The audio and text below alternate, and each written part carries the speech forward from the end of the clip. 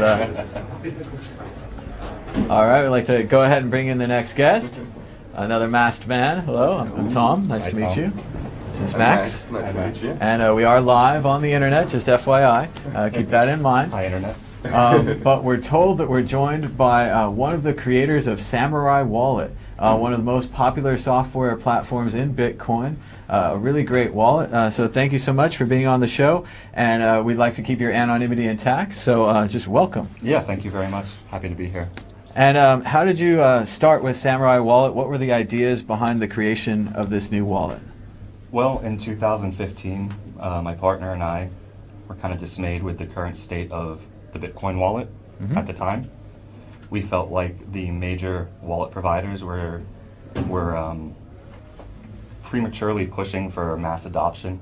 We called it the grandma paradox, where they were building. They would keep saying, we want grandma to be able to use this wallet. And I'm like, I can't even get my friend who's technical to use the wallet. Let's start a little slower, right? Right, exactly. Oh man, look. You give a kid a computer, and that's what he does. You know. I have no clue how this works. That was a good try. Yeah, the wallet, the grandma problem, and we kind of decided that, one, your grandma's not using Bitcoin, and she's not going to use Bitcoin for a long time. Yeah. In the quest for the grandma wallet, all these popular wallets started taking out features, and these were features that my partner and I said, these are features that Bitcoiners need. So we decided we're going to build the wallet that no one else seems to want to build, with those features, with privacy, with security, and the rest is history. We've been doing it. So that was 2015. And there are many, many great privacy features in the Samourai wallet, and I enjoy all of them. And one thing that I really think is interesting is the PayNim system of reusable payment codes in Bitcoin. So could you please go a bit more into detail on what that actually is and how it preserves privacy? Oh, sure. So PayNims, that's a big topic, but you can think of PayNims as mobile stealth addresses. So it's a way of sharing a payment code with counterparties, and those counterparties can then create a deterministic channel between those two senders. Those two senders then can generate private addresses for each other that only can be generated by those two participants. What this solves is I call it the first touch attack. It's like, hey, I am Mad Bitcoins, I want you to donate me some BTC, here's my BTC address. Well, now everyone knows that address is associated with Mad Bitcoins. Right. And no matter what, for the history of time, as those coins move, they are associated. PayNims get rid of that because there is no starting address. There is a payment code that you scan and connect to, and once that's been scanned and connected to, when you send, only the two counterparties with the private keys of those wallets can generate those addresses. So it's a very, very strong privacy tool, still very underused. Paynim.is, our directory, has over 12,000 payment codes on there right now. We'd like to see a lot more soon. Yeah. And it is already used, or PayNims are already used by Tallycoin. So that is, the public donations are a great use case for that. But Tallycoin also supports extended public keys. And they work similar, but could you go a bit more into the differences between extended public keys and PayNims? So when you put your extended public key into Tallycoin, that means Tallycoin can view all balances and addresses and transaction history that have ever happened with that. XPub, or extended public key, it's not a security concern. They can't spend it, they can't do anything like that, but it's a privacy concern. With payment codes, no one except for the two counterparties can determine transaction history, and they can only determine transaction history between each other, not with any other counterparties that I may transact with. So no one knows your address, essentially, including the server. And it's always been a problem for me with a public donation address. Anyone can look at it. If they click back, you can always see who's donated. You can see how much money they have. Maybe they're generous, maybe they're not so generous. But we can always see that, and it's been horrifying. Certainly, I've made mistakes where I link my wallets together and everyone knows what I have now. And it's a tragedy, but I'll try to get through it. Is there anything else like that you guys are solving with Samourai Wallet that people might not know about? Oh yeah, there's a whole suite of privacy tools that we have right now, or that we're working on. We have Ricochet in the wallet. Ricochet is a really useful tool if you're depositing into services that are somewhat vigorous in terms of their, KYC and AML policies. Sure. I know Shapeshift was saying recently everyone trusted Shapeshift, but then they're like, our chain analysis guys are the best. We know where all that money's coming from. So. Yeah, well, Shapeshift is one of them that we know of now. Coinbase is the traditional one who has always done it. Yeah. And look, I'm not, deriding them for it. They have a duty to do it. They have to do it. Absolutely, they have to. They don't really have a choice. They do not have to go as above and beyond as they do. Right. But they do. So Ricochet is a really useful tool for those types of services because what it does is it adds 5 additional hops of transaction history before your coins derive at the destination. So in this case, let's say the deposit address. Right. That means for a pretty standard check, which goes back 5 transactions worth, they're not going to see anything that red flags, and your transaction will go through, no problem. So that's Ricochet. Stonewall is essentially a fake coin join. Okay. Where your wallet will generate a transaction that looks exactly like a coin join transaction, and not only looks like it, but is mathematically a coin join transaction in terms of when you analyze it before spending it, at least especially. Those are in the wallet today, Ricochet and Stonewall. Coming in the wallet very, very soon is Whirlpool Mobile Mixing, which is non-custodial, trustless mixing on your mobile device. And then after that, the question is, okay, you have all these private coins now. You've mixed, you've done all this great stuff. Okay, but you need to spend. Right? Like, you actually have to spend these things. So we've come up with a whole bunch of tools about what they're called the post-mix tools. Okay. And these are designed for spending after you've mixed without further eroding your privacy or the privacy of the others who are involved in the mix. That's great. So all those are coming out really soon. So we can protect them as well. So both the sender and the receiver get an extra level of protection when they use that software. Yeah. And are there any other interesting things that might come into Bitcoin in the near future that will help us protect our privacy? Into Bitcoin in the protocol level? Yes, both on that and on the wallet side. Well, I gave you a good rundown of the privacy stuff on the wallet side, at least that I'm willing to talk about publicly right now. On the protocol level, I mean, we're excited for Schnorr, we're excited for confidential transactions. We'd love to see that stuff happen on the protocol level. Personally, I'm not convinced we're going to see that happen on the protocol levels, at least not easily. It might take another war. What we had to do to get SegWit activated, which shouldn't have been contentious at all. I think adding privacy to the protocol layer is going to be very contentious to a lot of actors. And I don't think we saw anything with 2x or UASF. No, they were largely unorganized, not funded by governments, not the kind of well-organized attack we could see in the future. Yeah, so I anticipate that kind of landscape going forward, and that's sort of why we're building the tools that we're building. If for example, on Sunday we're going to be talking about our GoTenna mesh network, Mule Tools, offline broadcast stuff. All of that's around censorship resistance. All of that is at the point of maybe Bitcoiners have pushed governments too far at some point in the future, and they come down with an iron fist. We need to have the tools available to us to bypass that kind of response. That's right, and Andreas always says if things get really bad, we could always embed our private keys in kitten pics and send them around, and they'll ban all the Instagrams and all the what's it called, the picture sharing ones and so forth. But well, that would be net positive, I guess. Yeah, there it is. Better for society, but harder to send your Bitcoin around. Is Samourai Wallet open source? Do you guys release the source code? Yeah, absolutely. Samourai Wallet's open source. It's licensed under the unlicensed, so you can literally do whatever you want with it. And we've been open source for a number of years now. And how do you make money with Samourai Wallet? So we have been supported by a few private individuals who have a keen interest in privacy. We have no VC investors. And we're not looking for any. We have You're not announcing your ICO right here. I know this is your first time on video. It's kind of an exclusive breakthrough here. Always a good time to launch an altcoin, right? Well, keen observers will actually know that there is a Samourai token on the Counterparty network from very, very long time ago. Sure. And we actually use that to create the entity of Samourai. Oh, okay. Where my partner off camera has a certain amount of those tokens, I have a certain amount, Sure. and that's how we track our ownership of a decentralized entity. So in that case, yeah, those are tokens, and you can't buy them, and we're not selling them. That's the best way to get people interested. But you can't have any of these. Yeah. What I will say though is all of our users who engage in Ricochet right now are supporting us. We take a small fee on that transaction, and it's huge for us. That really helps keep the bills paid. That keeps the servers going for the most part. So absolutely, and small transactions like that can add up. As we have our fundraiser over here, you send us $10.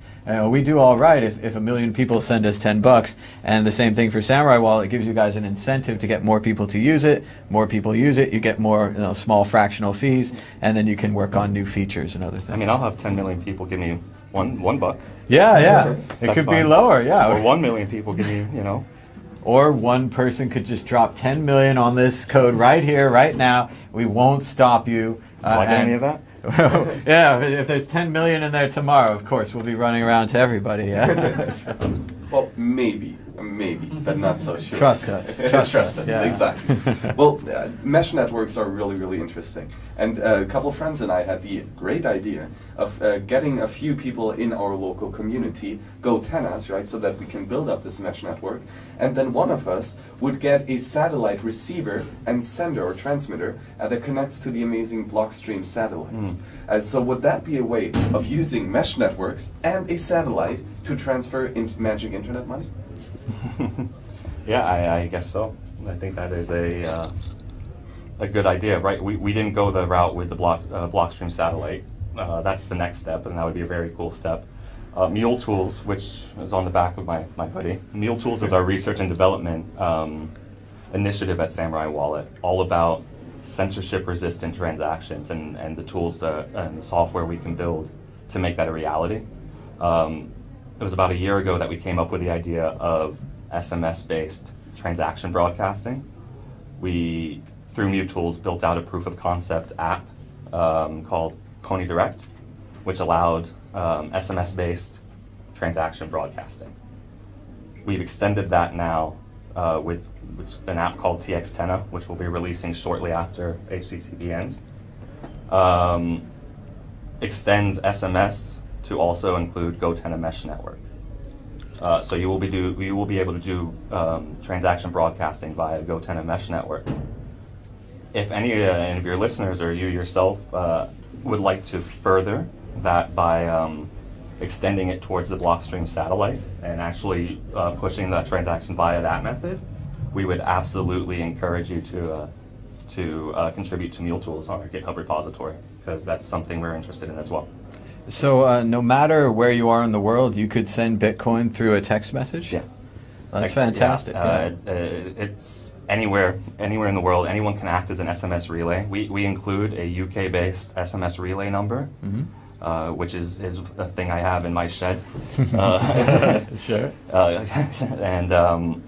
And anyone else could build one in their country. They could add to this network. They could make it stronger by participating. All you have to do is let your friends know what your phone number is, as they probably already know, and you can let them know, hey, you can push your transactions through me. Huh. And that's as simple as that. That's fantastic. And I know we were just talking to Smuggler about VPNs and how difficult it can be to anonymize your internet transactions and privacy. What do you think about those technologies? Are VPNs moving in the right direction? It's hard to say. We implemented within Samourai Wallet, as a part of the first alpha in 2015, VPN and Tor support. At the time, many wallets wouldn't work at all. Sure, you just cut off the dark web, and Coinbase doesn't have to worry now, right? That was the idea, I think. Yeah, I think so. So that was implemented very early on. Both the technologies come with some drawbacks in terms of user experience and in terms of us having to deal with support issues stemming from connection problems, Sure. stemming from Tor not being on when the wallet Lag, thinks it should having be to on. wait and be patient. I Lag. know I have no patience, so it's Yeah, always a and problem. It's a big issue in terms of support and experience. I think that if you can find a quality VPN, you're going to have a better experience than with Tor. Yeah. I'm not saying it's more private. Uh-huh. I'm not saying. And even you Tor, know, who knows if right, that's private. I'm not right? saying any of that. Yeah. I'm saying experience-wise, you'll have a better experience. Now, I personally run my own VPN server, and I feel very comfortable with that. Right. One of the most recent features that you push to Samourai Wallet is a feature that I've been waiting for a long time, and that is kicking out all the fiat currencies from the app. Oh, That yes. is amazing. Yeah, that was a big deal. Why yeah. did you do that? Well, I wrote a very long blog post about why I did it. The long story short is I was always the one at Samourai keeping fiat in the wallet. Oh. I was always the one saying users are not ready, it's too early, this and that. And I've had a bunch of people come to me today and tell me that in this conference, you're too early, users aren't ready, this and that. Okay. Users will never be ready, for one. And two, when you actually think about it, fiat has no place in a Bitcoin wallet because it's a Bitcoin wallet. There is no fiat in there. Most people, when they transact, they are transacting by scanning a QR code with an amount encoded. That's all you really need to worry about. So then I would say 80 to 90% of users of Samourai Wallet are scanning a QR code with an amount encoded, have zero experience loss. There is a small number of experienced Bitcoiners who do not scan QR codes with amounts encoded. Maybe they go out to eat and the restaurant shows them a QR code and tells them the amount in fiat. Oh, that'll be 12 euros. Yes, they're going to have an experience problem because now they have to figure out what the price is to get 12 euros. However, they would have had, someone else would have had the problem. The merchant would have had the problem when they looked at their wallet 2 days later and said, hey, I thought that was 12 euros, but now it's 6.50. What's going on? That's it, I'm done with this Bitcoin thing. Yeah. That happens a lot. Our support tickets increase dramatically. As users increase dramatically, the sophistication level drops. And we find ourselves teaching users, you don't have USD in your wallet, you have BTC. And well, look, we're a very small team, we're self-funded, we're not gonna hire a million support guys to deal with this. We have things to do, and we're not really interested in teaching you how to use crypto. So we're gonna put that on to the users who are going out there and spreading it to teach those people, teach those new users the right thing. It's not as, oh, I'm sending you $5. Stop saying that to people. Tell them how much you're sending them in BTC or in Satoshis, and make sure they understand that the value, it changes, it fluctuates daily, minutely. Exactly, and we always say 1 Bitcoin is 1 Bitcoin. But when we have fiat amount in the wallet, that obfuscates that message. And I'm 100% with you there. We need to make sure that we are clear in saying either the Satoshi amount or the Bitcoin amount of what we are actually selling or sending, right? Because as soon as you send it, there have been happening a couple trades on Poloniex and the price has changed, right? There are exchanges happening for Bitcoin and fiat all the time, 24/7. And each exchange is going to change the price of Bitcoin. So we really have to be clear and kick out fiat because, I mean, fiat is the fluctuating currency, right? Fiat is the unstable and fragile system that we want to get rid of. And if we want to have a pure, sound money, we need to have that as unit of account eventually. And the sooner we go on the path, the better. Yeah. Also from an experience standpoint, the wallet exchange rate was never the same as the merchant's exchange rate. Right, yeah. And what you would actually end up happening is, even the Samourai wallet, you couldn't do this because, well, we have competent developers. But in some wallets, honestly, if you scan a BIP21 QR code, which is a QR code with an amount encoded, some wallets will actually allow you to change the amount that you're sending, which is crazy. So what would happen is, a user would scan the QR code, let's say they're buying something for 20 euros, but the wallet says 25 euros.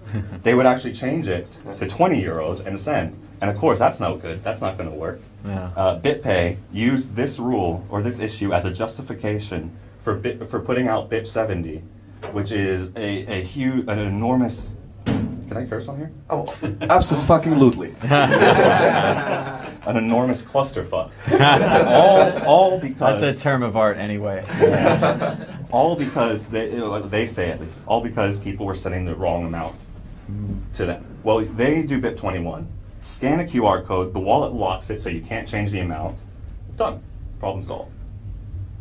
I can see what you're saying about having the same amount of Bitcoin in my wallet, and every time I look at it, the same amount would be there. It's kind of relaxing, not seeing the fiat ups and downs, but it is a little early. It's kind of like Steve Jobs taking away the floppy drive and then taking away the optical drive, and recently Apple took away all my ports. And I really miss my ports. I carry around a bag full of dongles now. It's kind of the same. You'd have to Google search the amount and then agree that that's the amount. But I suppose it is just one more step. How often are you transacting that way, you personally? How often are you negotiating which fiat rates you're going to do versus just scanning a QR code? It's generally I'm giving out to new people. Right. I gift set them for $1. Maybe I should be saving at 0.001 or something. Well, that's right? why I say, as now we're putting the responsibility on the people who are going out and driving the adoption. I mean, people like you going out and evangelizing are very important. But we've become lazy doing that. That is true. Because we've done it so often. And then people think they have $1 in their account forever, and really they have a 0.001 or whatever it is. And we're happy to let them think that because it's easier to explain. It is easier to explain. Hey, I'm sending you $1 worth of Bitcoin. But they get mad. It goes to 80 cents or it goes to $1.20 and they get happy. And really it should be a Bitcoin value. Right. So it's on you now to actually, when you're evangelizing and bringing people into the fold, to really have to explain it to them because you don't have the crutch of fiat anymore. More responsibility for me, but I'll take it. And I can see that you're also leading it forward. The kind of thing, after Apple got rid of the floppy drive, everyone got rid of the floppy drive. And I thought I couldn't live without it. How am I going to reinstall Windows and so on and so forth? But we all got through it. And thankfully, I haven't installed Windows in a long time. It's been really nice. That being said, you'll never catch me with those AirPods in my ear. Oh, they look pretty bad. It's very spacey. But yeah, I always think when people see them, I'm kind of asshole. Yeah. And the unit of account is always the last step that the money will fulfill. First, it's a store of value, first it's a digital collective or collectible. Second, it's a store of value. Third, it's a medium of exchange, and then fourth is the unit of account. So what you're doing is kind of like saddling the horse backwards, right? You're starting to change the unit of account aspect of the money, which is always the last thing that will come there. Not really. I mean, I would say we were doing that if we were a merchant and we were pricing all of our goods in BTC. Okay, yeah. But we're a Bitcoin wallet. Yeah. We only have one asset, and that's BTC. So no, I don't. There is only one underlying asset, BTC, and that the underlying of that is Satoshis, right? So Sats. I wasn't trying to start a big push to going towards using Sats. Honestly, I just thought it was weird when you toggle, not having something to toggle to in the wallet, which before you would toggle it between BTC and fiat.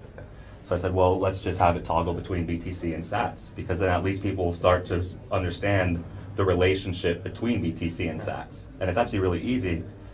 If you start on BTC, toggle it, you just see the decimal disappear, and the number of zeros change, and you have an idea now. You have some sort of underlying understanding of what it is inside of your wallet.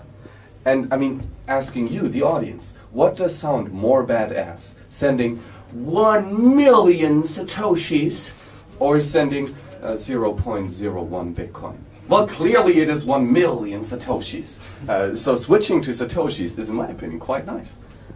Yeah, good. I'm happy. I'm glad you like it. I personally go 001 if I'm doing that's how I talk when I'm doing Bitcoin stuff. But I think it's just because we've been here for a very long time, and that's the native language to us, or to me and some of the guys at Samourai. But I can see the appeal to users with that unit bias who want 1 million of something versus 0.01 of something. And I definitely like Satoshis as a base unit as opposed to all this bits and chips and whatever it is. A 0.1 means this and a 0.001 means this, and I've never have any idea. I always have to look it up. Is this MBTC? Is this KBTC. I have no idea what any of these things mean. At least I see Jimmy's Satoshi's song out there, so I'm not gonna trash bits too much. But it's another level of not a confusion chance. for me. No, Yeah, I just, don't see it. I'll say it right here, right now. There's not a chance. No bits in Samourai wallet. There we go. There's not a chance. We're not adding fiat back, so you can stop asking.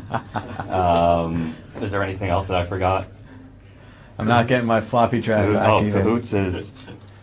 Yeah, my partner over here said I should talk about Cahoots. Cahoots is, we haven't really brought it up at all, but it's part of the post mix that I was explaining. After you've mixed, you need a way to transact privately. Sure. One of the post mix transactions is called stowaway, and what stowaway is an idea that Greg Maxwell came up with in 2013. We unearthed on the Bitcoin Talk forums. Awesome. You know, and the idea was just so cool. What ends up happening at the final end, because I won't go on too much, is the inputs and output amounts in the transaction on the blockchain are just completely wrong. They're just wrong. Yeah. So you're essentially obfuscating the amount being transacted within a Bitcoin transaction. This doesn't require any protocol changes or anything like that. What it does require is a small bit of trust between you and someone else. And not trust that because they can steal your keys, but just trust because they can see that particular UTXO that you're working with at that time. Right. So we have something called Cahoots, which is our trust layer. And the Cahoots trust layer is powered by paynims, which we talked about right at the beginning. Right. And the reason it's powered by paynims goes back to a question you asked about why not use XPubs? Well, I already answered it, right? Because the server would know about everything. Our server will know nothing about anything. All it will know is payments. So that's what Cahoots is. It's a trust layer between payment codes that are going to power all sorts of post-mix transactions for your privacy. Well, okay, but then if you do not know the precise amount of inputs and outputs that you're sending, how can we make sure that there's no additional UTXOs created or no additional coins inflating the money supply? You're talking about the amounts on the blockchain being wrong? Yes, in the Cahoots system. Well, to the users, it will be correct.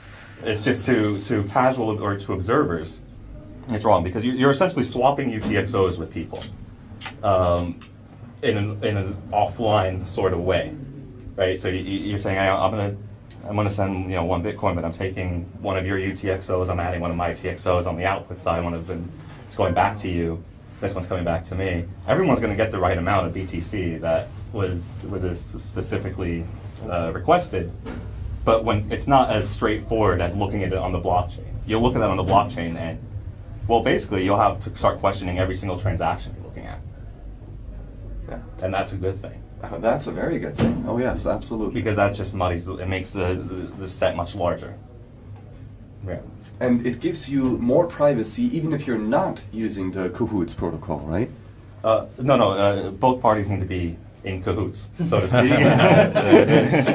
Both parties need to be in cahoots for this. And again, this is something you would do after you've mixed, after you've whirlpooled. If you wanted to, spend to bit refill, for example, you would, do it as normal, but you're just saying, hey, I want this to be a cahoots or a stowaway transaction.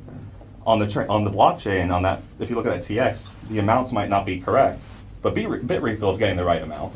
At the end of the day, they know what they're getting, and their wallet sees it, and you know what you've sent. Your counterparty, like I said, you have to have some sort of trust in them, or otherwise they can see the UTXOs that you're working with. It's not a security issue; it's just a privacy issue. So is this the pay-to-endpoint scheme? It's sort of like that, yeah. I think it's a general idea, except I don't believe they're using payments. Oh, okay. And I think this is a really great idea, what you guys are doing with Samourai Wallet, that you're both trying to protect the person sending and the person receiving, and that we're working holistically on this entire system to bring everyone up. Yeah, absolutely. I mean, absolutely right. And does it work for iPhone and Android, or what platforms? So Samurai is on Android only right now. We'll be on iOS in early next year, I would say. All right, I'm definitely waiting. Yeah. I'm one of those pesky iOS users out there. It's in development. We have our guy. He's working hard on it. Sentinel iOS will be coming out pretty shortly after HCPP. And do you have a similar architecture? I was talking to the guy from Green Address, and he said they have an underlying layer that's kind of open source. Then they're going to build the interfaces on top. Do you have something like that for the iOS and Android version, so they'd be together a little? Sort of. Yeah. We're going to be releasing open source our entire backend within Great. the next few months. Awesome. Which will allow users to run that on top of their Bitcoin Core nodes and completely bypass our servers entirely. Excellent. Which is huge, which is really huge. Yeah, yeah. That's actually the one thing that's keeping us out of full release. In 2015, I pledged on Reddit, I said we will not go 1.0 until our backends are fully open source and you can bypass us entirely. Awesome. Until that point, you have to trust us a little bit. Yeah, yeah. It's not trust because we can't steal anything, we can't do anything like Sure. that. But, we could make you see the wrong information. Yeah. Right? Yeah. You're trusting our nodes. Mhm. Yeah. So this will bring the power of your node plus our software on top. That will be open source and freely available for users to download.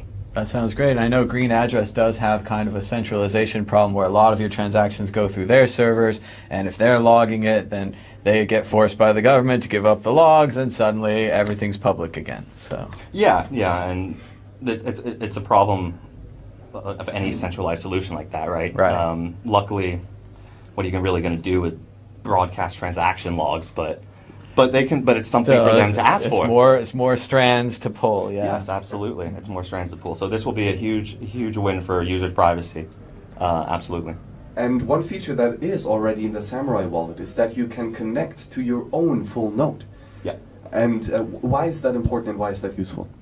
Well, that's another big topic of a full node. Opening a whole nother can of worms here. I said a short one. Look, it's incredibly important to run your own full node. That's really, truly only way to interact with Bitcoin without having to trust other people. So I do suggest for users who have experienced some Bitcoin, have some knowledge, to take the next step and try to run your own full node. Once you do that, you can connect your Samourai wallet to that full node, and you can use that full node right now to broadcast your transactions. So that actually solves the issue of the TX logs that Green Address would have, for example. Sure. And we have actually. We don't keep logs for I think longer than 24 hours, but Still, that's a window. That, Yeah. so. You could just be waiting there by the So machine. this in Samourai Wallet allows users to bypass that today. Within the next few months, like I said, when we release our backend, they'll not only be able to bypass our servers for transaction pushing, but they'll also be able to bypass it for everything, which like querying the blockchain, Right. getting balances, getting unspent transactions, getting all the stuff that a wallet needs to do. Sure. They'll be able to do it on their own computer. Sounds fantastic. Okay, and then maybe one last opening of a huge another can of worms is that, as far as I know, but please correct me, is that you're currently using SPVs with direct bloom filters. No. Okay. That was fast. Well, but the question is, are you planning on integrating the Neutrino client for querying with full nodes? I'm not familiar with it. Is this the new SPV type that I think Wasabi's doing as well? Yes, it was developed by Rosebeef for the Yeah, Library yeah, Labs, okay, we're and talking about the Wasabi same has already implemented it, Yeah. and it uses inverted bloom filters, which gives you a much higher anonymity set of possible transactions that you control. Maybe. There's no plans right now. We'll see how other people's experiences are with it. Our architecture is, we've been working on this for a long time now, since 2015. It's able to scale very well. It's fast. Users who use Sentinel always come to us and say, "I can't believe how fast this is." There's no syncing, there's no waiting around, there's none of that. You open it up and there's your balance. I think there's something to be said for that. And because we're releasing our open source backend, the privacy implications that you did have before by maintaining a connection to Samourai for all of this stuff is now it's been taken care of. So it would just be chasing the latest tech if we were to do that. And we're not about chasing the latest tech. We're about looking at what's out there and making strategic decisions to take our goal further. So that's one of the reasons why we're not implementing Lightning right now, because there's no privacy benefit to Lightning right now. It's too early. when we see that, we're on it. But until we see it, it's a distraction. Well, perfect. And it really is, we really need to figure out how to write this code with high quality and with high security. And yes, advancing the tech, like implementing Lightning early is interesting. But again, like, we have time for that, right? And we have others that are doing a great job of it. Why would you don't need Samourai to do it when you have HCNIQ doing it, when you have Stark and her operations? I mean, those people live and breathe Lightning. They should be the ones building that stuff out. We live and breathe privacy. That's what we're going to focus on right now. Again, when we see that intersection, and we have ideas around where that intersection could be in Lightning. It's just a matter of whether it gets there or not. All right, well, thank you so much for being on the show. And where can people learn more and download Samourai Wallet? You can download Samourai Wallet in the Google Play Store. You can go to samuraiwallet.com, and you can follow us on Twitter. I think it's @SamuraiWallet. Great. Yeah. Well, thank you so much for being on. We really appreciate it. Thank you very much. And we're glad to talk about it. And thank you so much for dedicating a lot of your time on building this amazing software, and keep it up. Thank you very much. Thank you. All right, and we're just going to keep going live. Thanks so much to the guys from Samourai Wallet for joining us. It was fantastic to talk about it, and it was great to get these privacy features back into Bitcoin. We're going to look at bringing in some more guests, but we're joined by Dan, Crypto Raptor. How's it going, Dan? Yeah, not too bad, not too bad. How's the conference up there? We're getting a little bogged up in this box here.